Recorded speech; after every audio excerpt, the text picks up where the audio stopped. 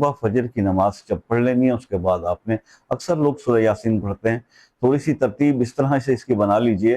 کہ سورہ یاسین کے اندر جہاں جہاں مبین آتا ہے وہاں پر آپ نے رک کر 11 بار یا اللہ یا رحمان و یا رحیم، یا اللہ یا رحمان و یا رحیم، یہ آپ نے 11 بار پڑھ لینا ہے۔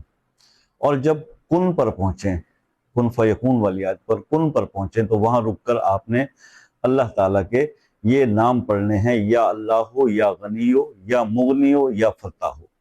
یا اللہ ہو یا غنی ہو یا مغنی ہو یا فتح ہو، یہ آپ نے ایک بار جس پڑھنے ہیں، اور اس کے بعد سورت مکمل کر لیں، سورہ یاسین مکمل کر لیں۔ اس کے اول اور آخر آپ نے ایک بار درود تنجینہ پڑھنا ہے، بس یہ عمل 21 دن یا 41 دن کر لیجئے۔ آپ اگر سمجھتے ہیں کہ آپ کے رزق کی کوئی رکاوٹ ہے یا کوئی تنگی ہے یا کمی ہے تو یہ آپ کی انشاءاللہ 21 دن اور 41 دن میں جو بھی کرے گا انشاءاللہ